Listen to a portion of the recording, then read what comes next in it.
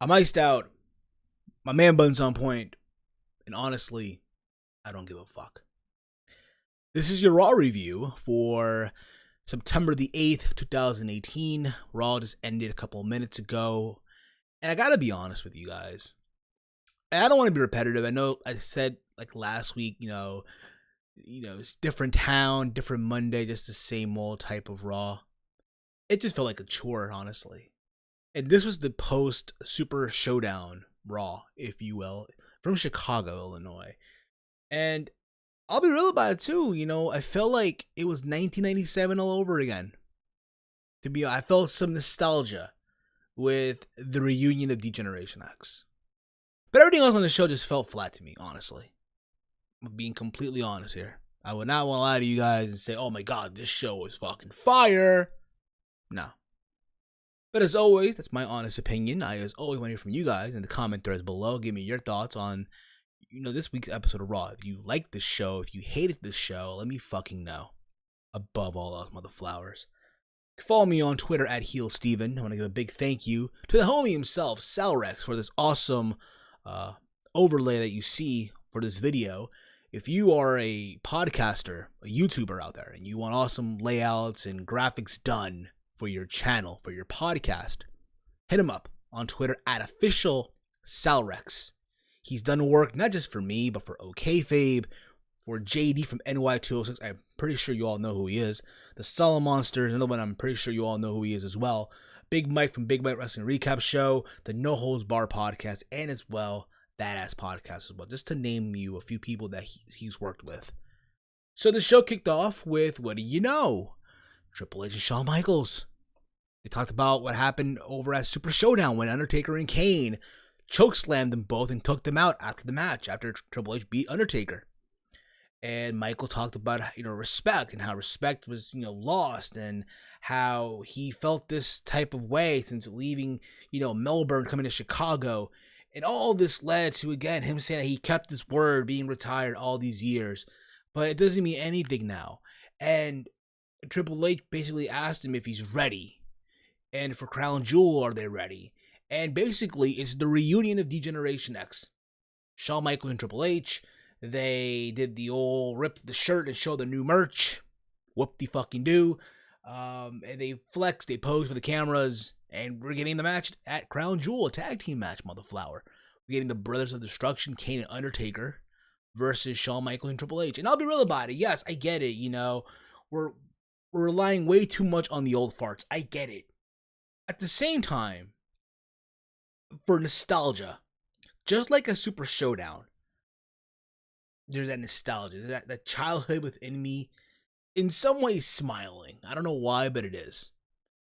And I'll be real about it. When I saw the whole DX, again, that whole thing, I'm like, yo, I'm going back to 1997 almost, or 1998. But we'll see how that goes. I mean, again, Shawn Michaels does not look like Shawn Michaels, even if he puts on the cowboy hat. We all know he's bald underneath the cowboy hat. I hope he doesn't wrestle out there in wrestling gear. I hope he goes out there in his jeans and his tank top, and that's it. That's what it needs to happen. But we'll see what happens. I mean, again, Shawn hasn't wrestled in 6 years, and almost, I want to say, in 8 years, almost at 6 for some reason. So we'll see how all that comes out to be and all that fun stuff. But I would not be surprised if this doesn't close the show. It needs to close the show at Crown Jewel in Saudi Arabia. But again, only time will tell. We find out that they're going to do a World Cup tournament somehow in Saudi Arabia to crown who is the best in the world. Apparently, John Cena is qualified for the World Cup tournament in Saudi Arabia. And that's okay. Obviously, it's John, so why the hell not? We had Bobby Lashley and Kevin Owens going at it. Leo Rush was literally at ringside on the microphone, and throughout the entire match, he was hyping up Lashley and turning him essentially here by force into a heel. People were booing Lashley.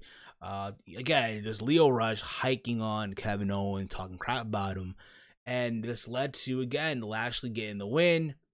And at the end of the match, you see Lashley, I guess, for some reason, being motivated by Leo Rush. Being motivated by him again. And grabs his legs, that being Kevin Owens' leg, he started ramming it into the ring post multiple times. People were booing. Again, you can say, oh, Chicago, the smarky town. And yes, you can make the argument. But I think, honestly, Lashley going heel, I think, is the best move for him right now. Let's face it, the idea of Lashley facing Brock is not happening. The idea of Lashley being this baby face, no, just not going to work. It's bland as shit. Honestly, I prefer him more as a heel, even when he wasn't a heel at Impact Wrestling or in TNA back in the day. He was a badass. And I think by giving him the mouthpiece of Lio Rush, which he, again, that's what he is essentially here, it could work. I'm not saying he'd be the fucking world champ by no means at all. But it's something, again, for Lashley to do as a heel. And at the same time, who benefits more from this as well is Lio Rush. He's being on TV on Monday Night Raw. I know people saying, oh, but he's a 205 Live guy. But fuck, he's on Monday Night Raw television. I think that's a win.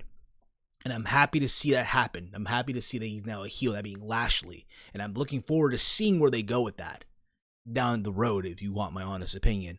But as always, let me know your thoughts in the comment threads below. We get Ronda Rousey and the Bella Twins again with the Riot Squad. Just lazy booking here. Again, almost this whole show kind of lazy in a way, to be honest with you. We get, again, Ronda Rousey and the Bella Twins here. And again, it just felt the same old here. This time, Ronda Rousey made Ruby Riott tap out of the armbar. Remember, at Super Showdown, you had, essentially here, remember, you had Ronda Rousey tapping out both Liv Morgan and Sarah Logan at the same time with the double armbar here. Oh, we got to make Ruby Riott tap out in Chicago. And they celebrate, and then out of nowhere, the Bella Twins turn heel. Another heel turn. Holy shit. We got counted right now. Not just one heel turn with Bobby Lashley, but now 2 heel turns. That's 3 heel turns right there on the show. Holy crap. Oh my goodness. So the Bella Twins attack Ronda Rousey, and Ronda has this look on her face like, why? What's going on here? Why? And anything about it, there's no way in hell anyone out there is gonna buy the fact that, oh my god, the Bella Twins are attacking Ronda Rousey, that the Bella Twins are a threat to Ronda Rousey. You can't sell me all that. You just can't. I'm sorry. It's just not gonna work. We find out that at Evolution, which is in a couple of weeks from now, to my understanding, is gonna be Nikki Bella versus Ronda Rousey. Why? God help us all. Honestly, you lucky souls out there that bought a ticket to that show. Bless your soul. Seriously, just bless your soul. But look forward to seeing, again, Nikki Bella versus Ronda Rousey. At the same time, too, let's be real about it, too. People are wondering, hey, if Ronda Rousey is going to defend the title against someone like a Ruby Riott, or will she defend the Raw Women's title with the likes of someone like a Bayley or a Sasha Banks? Honestly, I've not seen Sasha in almost a month now or so I don't even know. But the point of the matter is, the reason I feel like at the same time they're doing this too, because listen, they want Ronda to face big names here. And reality is, like, whether you like it or not, Nikki Bella is a name. And in WWE's eyes, Nikki Bella is a legend. Remember a couple of weeks ago when they hyped up the return of Shawn Michaels? They also hyped up the return of the Bella Twins, and they referred to both Michaels and the Bella Twins as legends, which is an insult in my honest opinion. It's a fucking insult. I'm sorry. No. You do not put in the same phrase legends along with Shawn Michaels and Nikki Bella. No. Shawn Michaels, okay. The Bella Twins, Nikki and Brie. No, and at the same time, too, it's like, okay, so Brie Bella's going to be a heel here on Monday Night Raw, but on SmackDown Live, is she going to be the babyface? Do I expect her to put on the blue gear with the green little highlight things and be the babyface with Daniel Bryan? It's contradiction at its finest, but at the same time, it's just them saying, fuck it, whatever, let's just get on with this bullshit here, right? At the same time, we all know Ronda's beating Nikki Bella.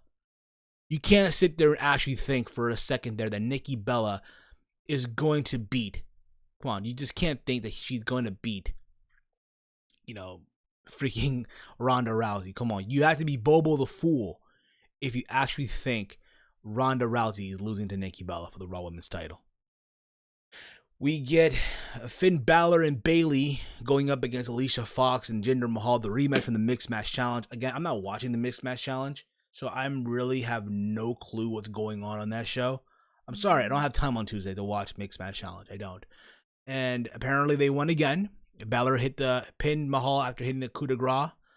And there you go with that. But before that, too, again, backstage, there was an interview going on with both Bayley and Finn Balor. And then I guess Alicia Fox, again, they're talking about the match. And then Lio Rush came out with Lashley hyping themselves up. Again, they're turning Lashley heel. So there you go with that.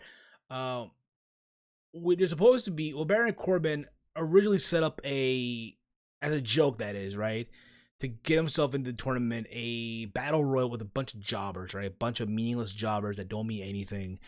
And again, the guys that were in the ring for this, it looked like a bunch of guys you would be facing on WWE 2K19 in career mode, like those random just job guys, if you will. That's what they looked like, honestly. And one by one, Baron Corbin eliminated everybody but except one, the Conquistador, who was literally sitting at ringside, what have you. We find out that the Conquistador can hit German suplexes in an angle slam just like Kurt Angle. To find out that Conquistador eliminated Baron Corbin to reveal himself as Kurt Angle. Apparently, Kurt Angle, he wins this, and he's going to enter the tournament with John Cena at the World Cup. And as he's leaving, he says that he's still on vacation. So there you go with that. I don't think we'll see Kurt next week. Maybe we will. Maybe we will. We'll see. Ember Moon faced Nia Jax. The less you know about this, the better. All you got to know that, listen, after the match, they hugged it out. All you need to know as well that Nia lost via count out to Ember Moon. We get Trish Stratus in the ring. Again, going back to nostalgia. Trish Stratus in the ring, talking about what happened last week with Alexa Bliss, with their moment of bliss. And as soon as she's going to talk, out comes Alexa Bliss and Mickie James. And all this led to them talking back and forth. And how apparently Alexa feels that if she was around in Trish's time, people would not be talking about Trish Stratus. And then Mickie James, somebody got on the mic and talked about how, you know, the last thing that needs to happen is to have Alexa and Trish in Chicago. Besides, Trish should know better to not have anything happen in Chicago, because bad things happen in Chicago. Reminding Trish about what happened at WrestleMania 22 with, again, Trish Stratus and Mickie James for the women's title at WrestleMania when Mickie James won. And all of that is back and forth. And Trish talked about how she wants Mickie James to tell Alexa about the beatings of what it's going to be like to get her ass beat by a Hall of Famer and this and that. But instead, they changed the whole scenario. So instead of it being a one-on-one match between Alexa and Trish, which I guarantee nobody wanted to see, it's going to be now a tag team match. So it's going to be Alexa and Mickie versus, what it looks officially now, Trish Stratus and Lita. And out came Lita. They did the whole brawl, what have you. And yeah, and essentially, originally that is, it was supposed to be Mickie James and Lita going at it, but it's not going to happen no more. So now you're putting the two matches together as one. I think it makes a lot of sense too, because we're real about it. Again, nobody wants to see Alexa versus Trish. I remember when the news came out at TakeOver Brooklyn 4 at the Barclays Center, people were like, oh, come on, no. Especially with Mickie and Lita, it's like it's a whatever match, but still, there's other matches to look forward to. So you put all the matches together in one, it's fine. Trish and Lita, again, they're best friends, what have you, so there's that nostalgia. You can even say the same thing with Mickie James, because you think about it, all three of them are involved in some way in history, if you will. So I'm okay with it. Fine, it is what it is. We had a performance from Elias with the guitar.